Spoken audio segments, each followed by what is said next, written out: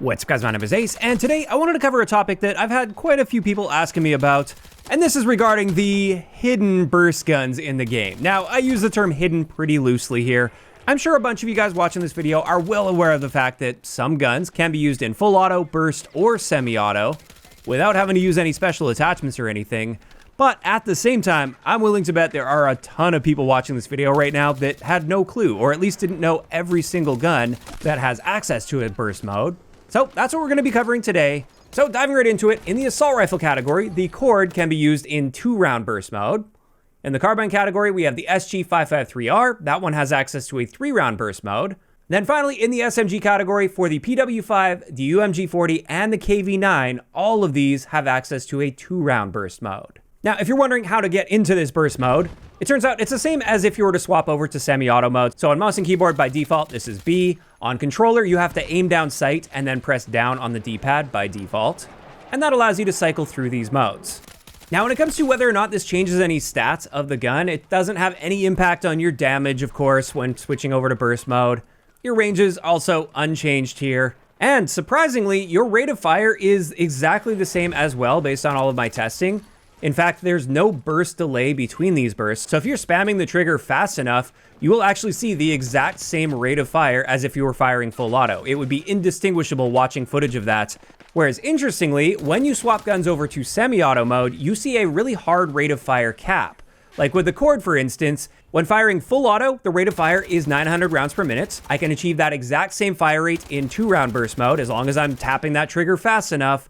Whereas when I put it into semi-auto, regardless of how fast I tap the trigger, I am hard capped at 450 rounds per minute. And keep in mind, I'm capable of getting a much faster fire rate with my trigger finger than 450 rounds per minute, but it's just not possible with this gun.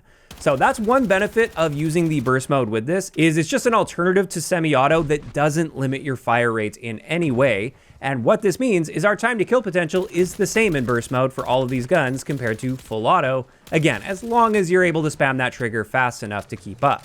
Now, since it has no impact on your rate of fire potential or your damage or your range, what's the point of using the burst mode on these guns? Well, the primary reason would be for just general control, especially when it comes to recoil and spread. So let's have a look at a recoil comparison with each of these guns.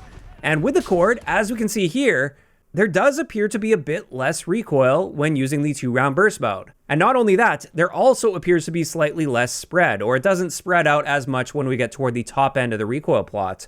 So it definitely appears that there are at least some slight benefits there when it comes to recoil as well as spread on the cord. Whereas with the SG553R with its 3-round burst, it looks like this is actually harming our spread a little bit on this gun. You can see, especially in the middle of that recoil plot, within our second and third burst fired, those shots are really consistently spreading out way more than when I was using this in full auto. And this result surprised me quite a bit. So I definitely won't be touching 3-round burst on this gun.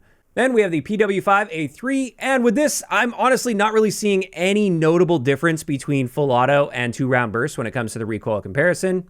It's a very similar story with the UMG40. I'm really not seeing any notable difference here between these two recoil plots. And then finally, with the KV9, this does appear to reduce our spread slightly in 2-round burst compared to going full auto with this.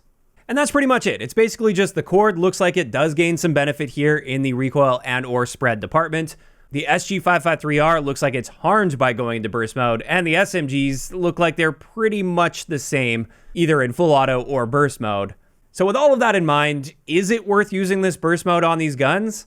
Well, I would say with the cord, perhaps. Yeah, it does seem to be a pretty solid option on the cord.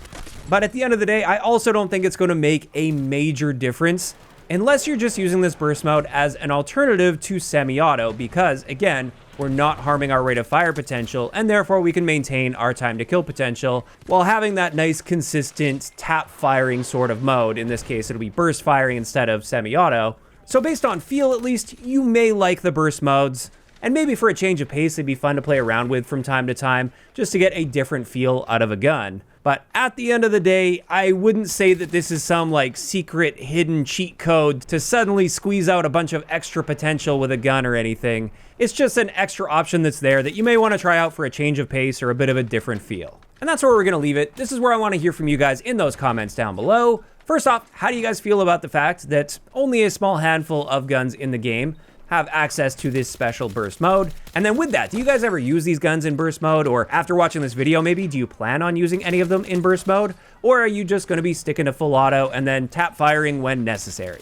Just let me know all of those thoughts down below. If you enjoyed the video, a like rating is always appreciated. And don't forget to subscribe for more if you haven't already. I'll talk to you guys next time.